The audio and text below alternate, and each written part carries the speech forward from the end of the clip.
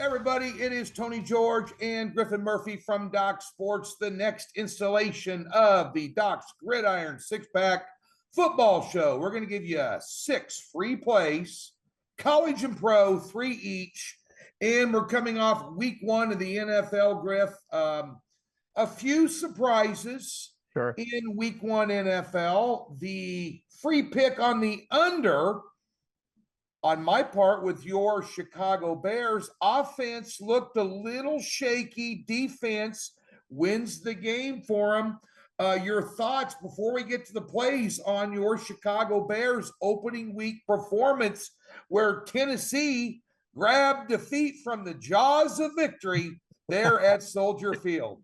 You know, Tony, the performance of Caleb Williams, as much as in my heart I wanted to see something different, mentally and intuitively, knowledgeably, I knew it was coming. I mean, you can't expect a kid to come out and perform outstanding, to say the least. I mean, he played terrible. He was awful across the board. His completion rating was terrible. You could tell he wasn't settled in the pocket. He couldn't connect it with his receivers. The biggest thing that I found and took out of that game was his speed of tempo. You can't play a guy who sat all preseason long and throw him into NFL week 1 into the mix. The game was way too fast for him. The tempo was way too fast. He was throwing behind receivers, or he was throwing 20 yards ahead of them. The biggest take out of this was, though, that Chicago Bears defense. They played absolutely outstanding and single-handedly won them the game. Going into the further weeks now, you could see in game 1, Caleb Williams, when he completed a rifle sniper pass, he kept on saying to the OC, give me the ball, let me strike, trying to get into his rhythm. He was unable to do that. We just kept running stupid plays, halfback draws, just plays that they weren't looking for, that couldn't get him in his rhythm. So right now, am I sold on quick Caleb Williams? No. Do I think he's out of the loop? Absolutely not. Give this kid a few more weeks, and then we could be talking about a little bit more particularity on how I feel about Caleb Williams. Would I rather add Justin Fields as my quarterback in game 1? Well, Tony, to be truthful with you, absolutely. But we still pulled out a W, and I'm happy with that, my man. Well, the tempo of the NFL game, the game itself is different than playing in the Pac-12. Yeah. You're not playing, you're not playing Cal down at Berkeley. You're not playing Stanford and Palo Alto. You're not playing Oregon State up in Corvallis, where Lincoln Riley's calling plays every 16 seconds. You're snapping the ball.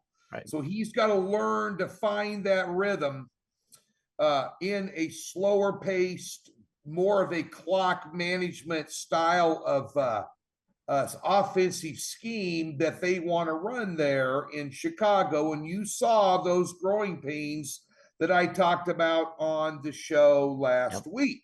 So that being said, a win is a win. Rather be lucky than good.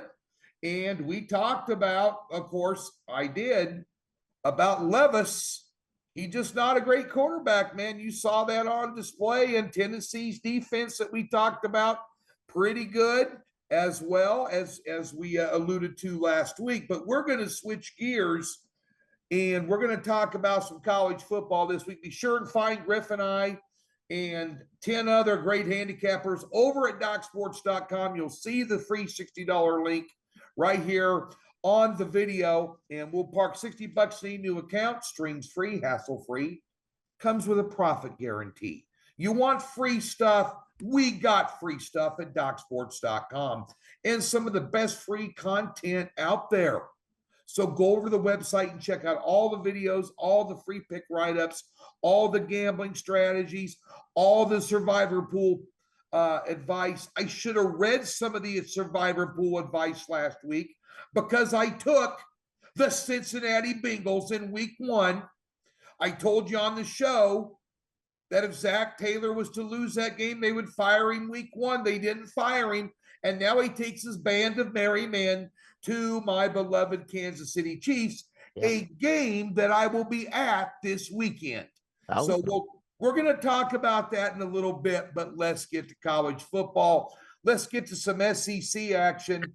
And the LSU Tigers did a nice, I guess, average bounce back last week against Nicholls State. They're on the road laying around 7, 6.5 at South Carolina. Hello, South Carolina, ESPN College Game Day in the house. Nick Saban. We got the crew there this weekend as well. And this is a big game for South Carolina, total 50.5. And of course, South Carolina, Griff, off the big upset last week at Kentucky. The 10 sacks so far this year for that Gamecock defense. LSU, what defense? This is an interesting game. What's your take? Yeah, Tony, LSU, they're coming into this game under head coach Brian Kelly, who's in his third season now with a record of 20-7 overall. LSU opened up the season with a loss in a form of an eye-opener, as we could expect, against USC. Both teams thus far against them defensively, they have allowed 20 points, and it has become clear there's obviously issues on the defensive side for LSU. Well, for LSU, they lost a ton of talent on the defensive line due to the NFL draft, as well as their star quarterback in Jaden Daniels and star wide receiver Malik Neighbors. South Carolina rolling right now with a perfect 2-0 record. They have a very strong rush game and a very explosive attack mode with Raheem Sanders, who's averaging 5 yards per carry right now. They also have a dual threat with Lenora Sellers at that quarterback spot, who's not afraid to air it out, as well as tuck it and run at that slot. South Carolina, they're currently 12-0 against the spread when being underdogs by 6.5 points or more in their last 12 games. Meanwhile, LSU this season 0-2 against the spread. Dating back to last season, South Carolina did go winless on the road, while LSU was 7-0 at home. So we can't argue the fact about this information, but the majority of LSU's talent was drafted in the last season going into this season. The biggest strength I'm looking at for South Carolina in this game is their defense. They nearly returned every single player from last season and just averaged 26 points per game on the defensive side. They just lit up Kentucky in Lexington, holding them to just 2 field goals all game long. Now coming into this matchup with a lot of steam, 2-0 record, a point to prove, and getting 7 points in this game with that 12-0 against the spread record. Tony, give me South Carolina with the points in this matchup at +7. That's my play rolling into this one. But rolling into our next matchup, we've got Boston College at a 16.5-point underdog rolling into Missouri with a total at 54 points. This game kicks off Saturday, September 14th at 12:45 p.m. I've got to say, this is going to be a hell of a game when it comes to the spread, Tony. We're aware of the dominance that Brady Cook has leading the charge at that quarterback spot for Missouri. We're also aware that Missouri is a clean 2-0 on the season and has yet to allow a single point on the defensive side all year long. Boston College, they opened up the season with a massive upset, beating FSU 28-13, who seemed to be a complete combust team right now. Well, they followed that game with a 56-0 win over Desquenzy. Tony, how do you see this game playing out? Well, I'll tell you what, you look at this on the surface, Brady Cook, Luther Burden, don't forget that name, wide receiver extraordinaire, going to be playing on Sundays for the Missouri Tigers. And as you mentioned, since the first time since 1935, the year I was born. This is what I feel like doing this show with a young buck like Murphy, but nonetheless, they have held 2 teams scoreless with their defense, and it's been impressive. Drinkwitz is a good head coach. You know, he came up here from Appalachian State. He's done some good things. Missouri, I thought last year was on the cusp of really being an elite team in, the SEC. They've come close to beating Georgia, about as close as anybody has been to beating Georgia and giving them a ball game. They've got a lot of weapons, but let's do the Lee Corso. Not so fast, my friend. Not so fast. You played Buffalo, who's got nothing. You played Murray State, who's got nothing. You're playing Boston College here. And Boston College, although they're on the road, they're not going to be intimidated in this arena. They weren't intimidated at Florida State down in Tallahassee. Columbia is not a huge home field advantage. I've been to about 15 games down there over the years at Farrett Field. You really got to take a look at the 1-2 punch with Robichaud and Ward at running back for B. These guys are battering rams. Mhm. This is a Bill O'Brien-led team, coach team that is physical on both sides of the ball. They absolutely pushed around Florida State in the trenches like a bully in the schoolyard. They embarrassed Florida State in that game. Constellos, too, a dual threat quarterback. All this being said, the Missouri defense, although they were nobodies, only allowed 254 yards total in both those Incredible. games. I'm going to lean under in this a little bit, under 54. But in why I lean under, it makes even a stronger case for a double-digit underdog over the fall number of 14, over 2 touchdowns. Give me BC plus a 16.5. I think this is going to be a good ball game here. Now let's switch gears to some Big Ten action. That's right, Big Ten action. UCLA, Big Ten. Settle down, folks. It's true. It's real. It's happening. It's UCLA, first road trip in the Big Ten. Not a very impressive opener for them in a squeaker at Hawaii. Mm-hmm. Hello, raised a few red flags, and Indiana off to a very good start. The head coach from James Madison brought over a bunch of his players, which I was very curious how that was going to convert over into Division I football, Griff. Yeah. He also brought his entire coaching staff, and you can see how far James Madison has fallen so far this year with with the mass exodus of talent and coaching that he brought to the table. But Indiana, first 2 games against FIU, Western Illinois, might as well be Tallahassee JUCO, like a soap scrimmage in high school, but nonetheless, so far, Indiana, who's laying 3, total 46.5, has racked up 108 points and allowed 10. And now you got the Bruins coming, and now you got the Bruins on deck. How do you see this one, Griff? Yeah, Tony. So this is another one, man. You got Indiana coming into this game under head coach Chris Signetti. He is a hell of a coach, as you mentioned. Led James Madison to an 11-1 season record last year. This will be the real test now. Now playing in the Big Ten with a point to prove.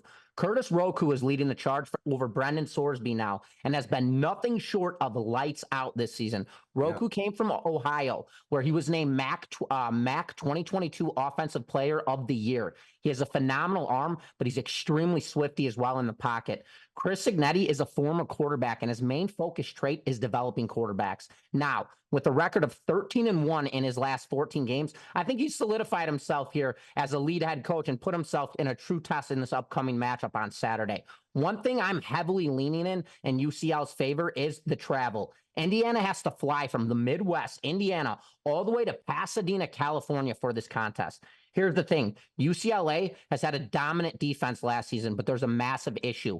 2 of their 11 starters are the only 2 that have returned on the defensive side from last season. This is a totally fresh defense here, along with only 1 game of experience together against Hawaii, where they barely snuck that victory in a 16-13 final, which is absolutely atrocious. That's pathetic. UCLA, you should be beating up on Hawaii by 20, 30 points. Unacceptable. Going even deeper, Ethan Garbers was 19 for 38 on his completions. He threw for 2 interceptions for UCLA and had only 71 yards on the ground and actually lost when it came.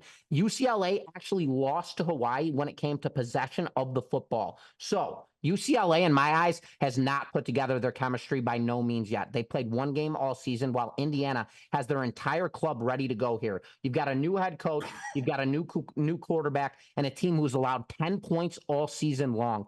Give me Indiana here on the -3, laying the 3 points here. I also lean under 46.5 points in this game, but Tony, my free play rolling in this game is laying the 3.5 here, or the 3 points with Indiana. I really like Indiana here. I love the way that they're being coached. I love the way that they're being playing. And I just expect them to roll through this unexperienced UCLA team. Tony, what's up, brother? Well, I'm just saying, I took a look at the box score in this game for UCLA because I'm figuring, how do you end up barely beating Hawaii? This is the degenerate gambler's late steamer. You got to lay the points against Hawaii for the last game of the day when you're chasing. Oh my God, man. Yeah, How but many times I've done that? 16, I've been guilty. I've been guilty, but they put up 343 yards in that game and only managed 16 points, dude. Yeah. There's a weasel in the woodpile somewhere there. Where it is, I don't know. Well, And we're I gonna. don't know what Hawaii's got offensively.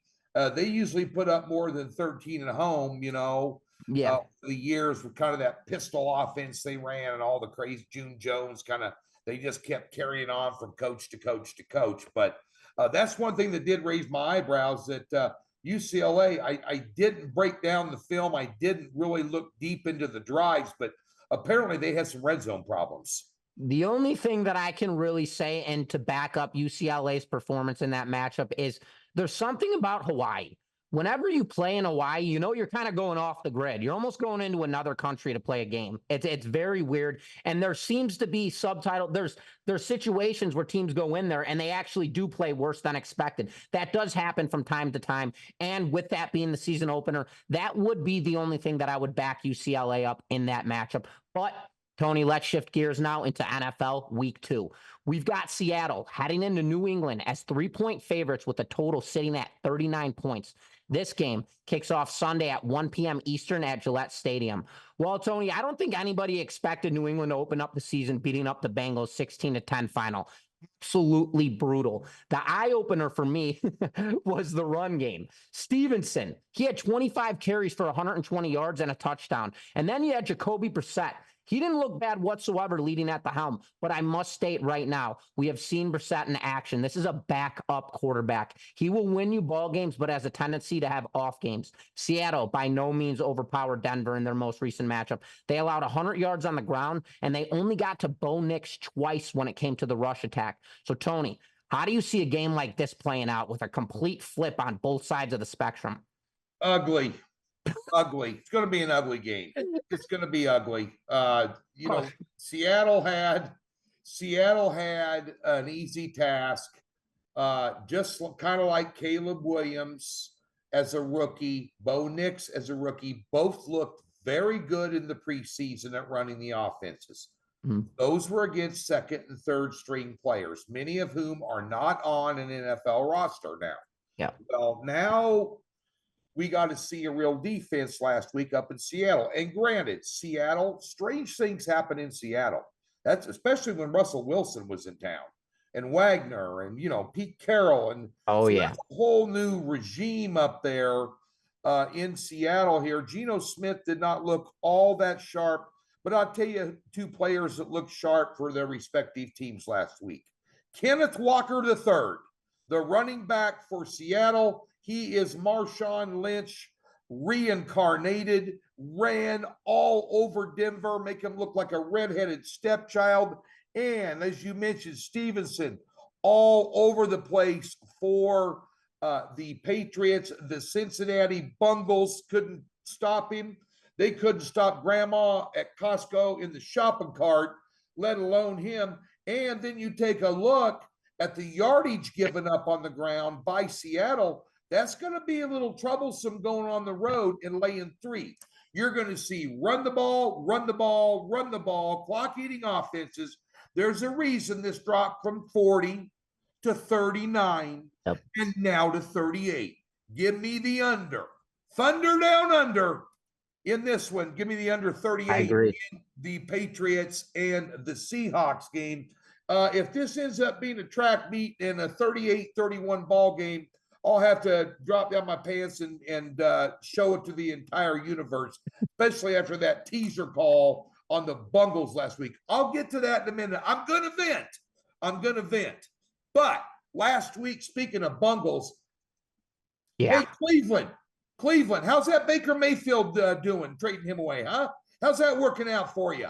Okay, you see what Mayfield did? He's still throwing touchdown passes for yards in his sleep, dropping dimes all over the field. What was Deshaun what was Watson doing?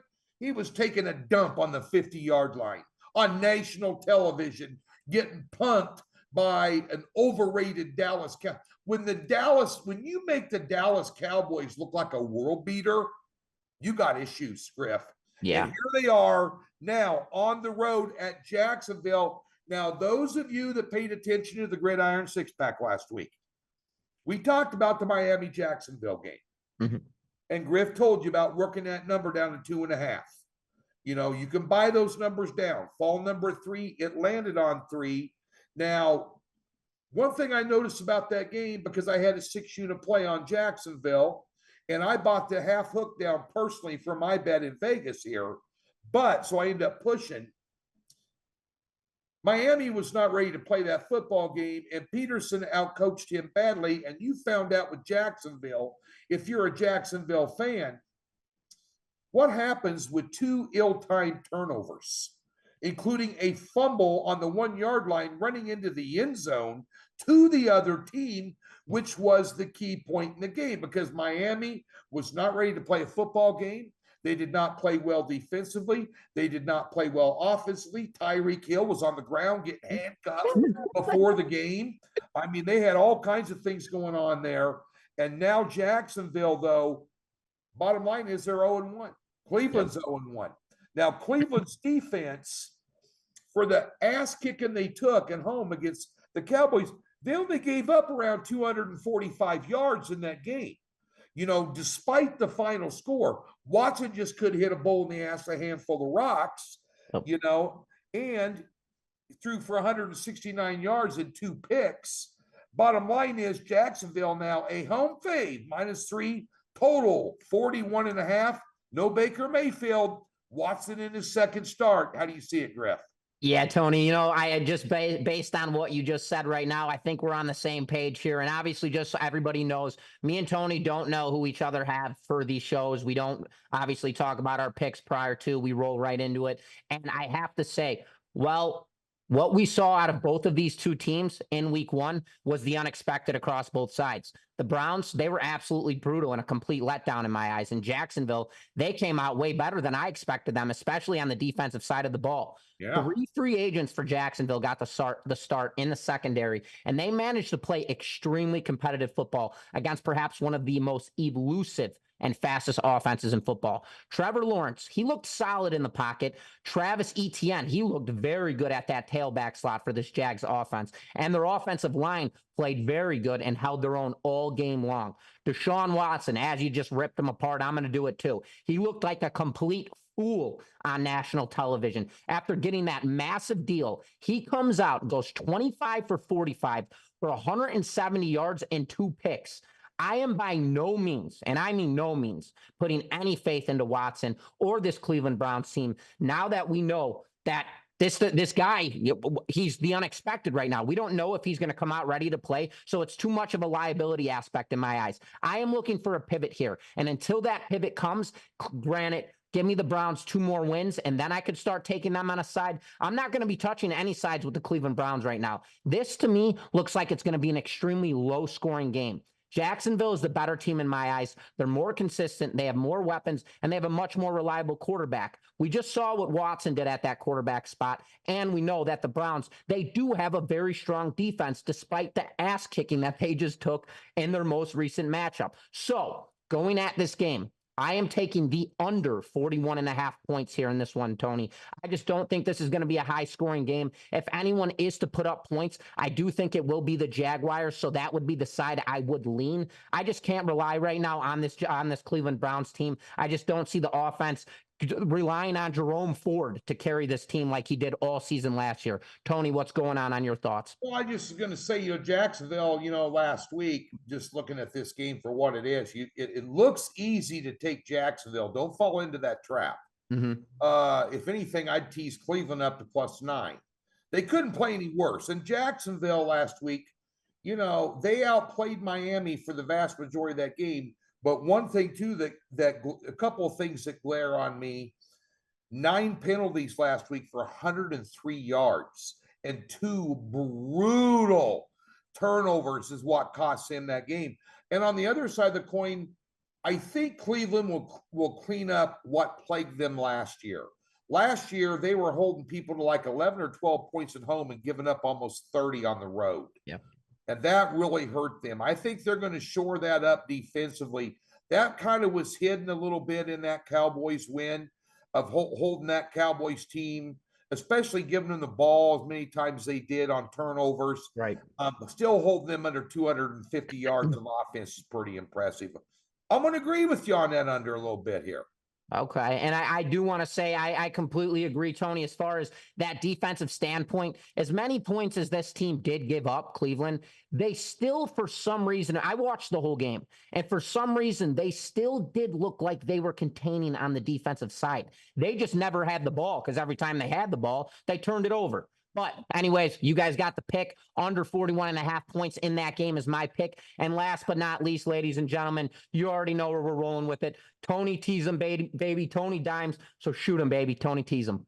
Here we go. Well, I'm going to say the same speech I said last week, but this week I'm going to mean it. Now, last week I told you Griffin and I should have been down on Las Vegas Boulevard begging for change, panhandling, putting everything we had on the Cincinnati Bengals, because I always look at teasers. If the line was this, would I put a 6, 7, 8 unit play on it? Would I not only bet on my app, but just go ahead and walk down to Circa, drive to Circa, fly to Circa, crawl on my hands and knees to Circa, naked through glass to get a bet in on a line that is too good to be true?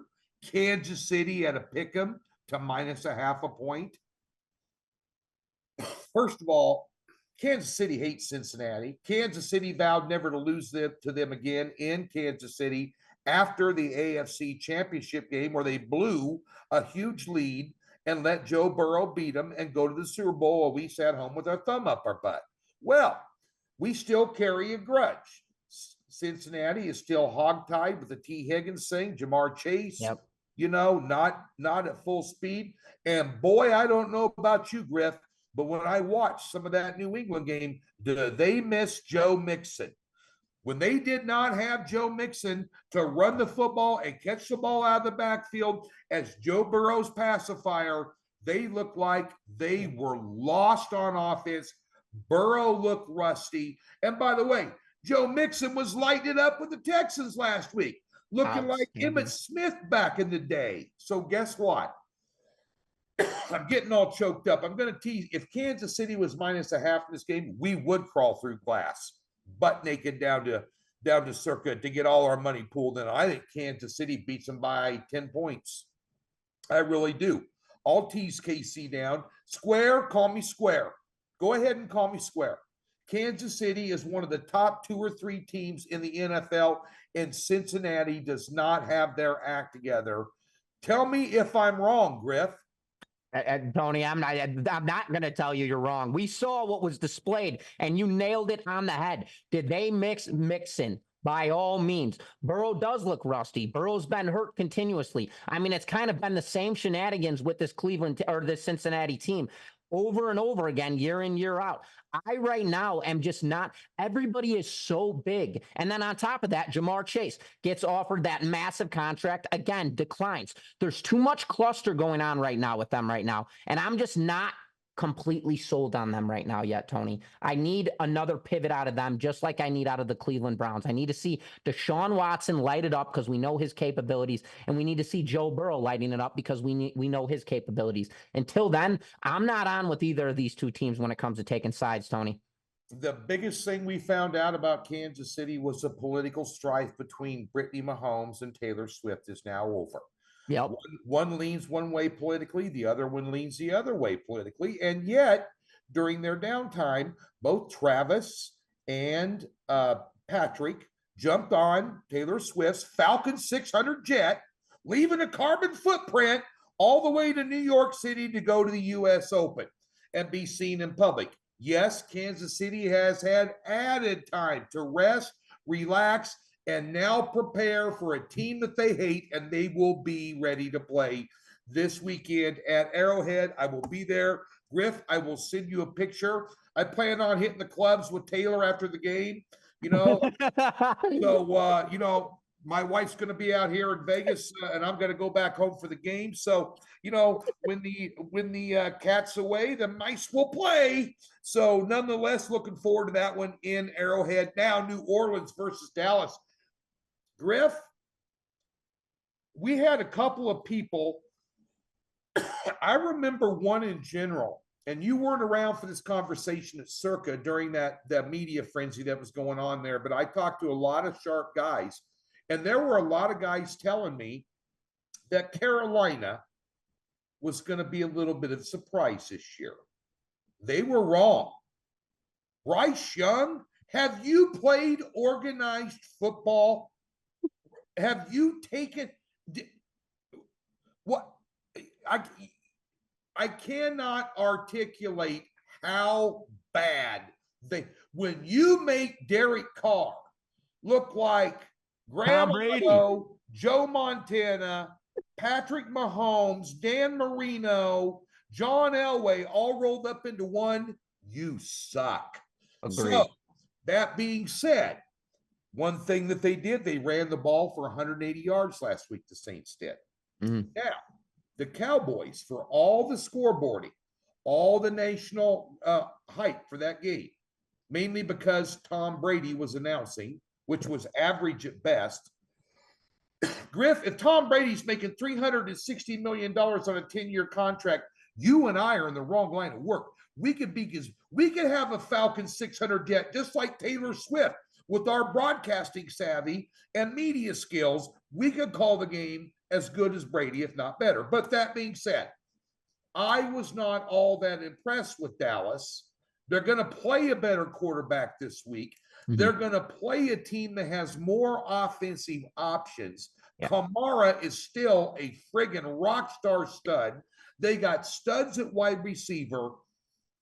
Carr's never going to break any records, but he's a serviceable quarterback. Just like Cleveland going for star power with Watson and getting rid of a proven commodity in Baker Mayfield. Now the Las Vegas Raiders are struggling, getting rid of a proven commodity that can win you games in Carr. Look where they're at right now with their quarterback position. Look where they were at last year with their quarterback position. They're miserable, but Carr is capable of leading that offense. And I think that you take New Orleans and you tease them up to the 12.5 in this ball game, along with Kansas City teased down. We are from DocSports.com. There is a free $60 waiting for anybody that wants to join the website. Join the website. We're not going to come hold you hostage. We're not going to start barraging your phone with calls from silver-tongued devils. Call 1-800-CAN'T-LOSE scam. No. 53 years in the business. Some of the biggest names in handicapping history have went through the doors of DocSports.com. Some are there now. I'm not one of them. But Griff Murphy, an up and rising star. We got guys like Vernon Croy, Scott Spitzer, Arun Shiva, Indian Cowboy. Amal Shaw joined the fray from VSiN as well. We've got all kinds of great guys. Jason Sharp. I'm Robert Faringo. I'm missing some of them. Strike Points. Strike Point Sports. Another one. Docs has got a consensus service. They'll text you plays day of the game with updated lines, even some halftime things. We got all kinds of options, great information, and we'll give you a free $60. There's a link in the description below. Mm-hmm. Expand the description. There's a tab on the website that says free 60. We'll give you $60, no strings, no hassles, profit guarantee. Folks, you could text the word Tony to 29022 for you millennials that only use these and not a laptop computer like Griffin. Everybody see emailing. I don't email on this. I use a laptop. Set for mobile. There's all kinds of ways to sign up there at DocSports.com. There's a ton of free information that'll help you make better decisions. This weekend, I'm working on my NFL card. I will have a top play. Last week, a 2-2 day. On Sunday, lost some units because Miami hurt me. Then, on Saturday last week, the 7-unit banger. Yep. That's right. The Washington State. The Cougs. I texted you. Money line. Texas Tech wasn't even in the game. I got another one that's going to make that look like you sweat it out. On Saturday, So get over to Docs for our cards will be up Thursday, 4 Central, all football through Monday Night Football. Griff, what do you got coming? Yeah, Tony. So right now, I've got to say, I'm opening up. I'm striking right now, man. On the season right now, I'm 11-3 in 14 selections total. I swept NFL preseason. I swept my NFL Week 1 going 3-0, and I went 2-1 on my college football card. 11-3 right now across all football selections. I have 3 plays coming out on the college football side of things, including a 6-unit best bet winner. Followed up on Sunday, I have a 7-unit best bet winner. I know it is early to attack volume in the NFL, and I typically don't like to do it this early, but I have a play where I found the books. They mismatched this line so badly. And if this sustains at where it's currently at, obviously our picks are released on Thursday. If this line stays where it's currently at right now, I am absolutely hammering this play. I would make it an 8-unit if I could, but it's way too early in the season. So obviously you have to keep your volume, your risk, everything settled. The goal is always to win games, but obviously to end the season in profit. So I will have a 6-unit banger. That is a part of a 3-pack college football slate. That is all on Saturday. And then Sunday, 3 plays across the NFL, coming off a 6-unit best bet winner with the Cards. I also cleaned up with Philadelphia, and I took the Bears on a 3-unit play. I laid the 3.5 points, and obviously stole that one in the fourth quarter on a pick 6, and I had them in a parlay as well, and we cashed that one banger. So coming out hot this weekend, Tony, 7-unit best bet. Lock it in for Sunday, ladies and gentlemen. The slate is hot. I am on fire right now, and I'm ready to go for another massive weekend, brother. There you go, folks. DocSports.com. That's the place to be. Follow Griff on Twitter at GMurphyWins. Same thing with Instagram. You can see him. He picked up 3 racks at the sportsbook on his Instagram, copied on Twitter at GMurphyWins. I'm at TGeorgeSports. Follow me.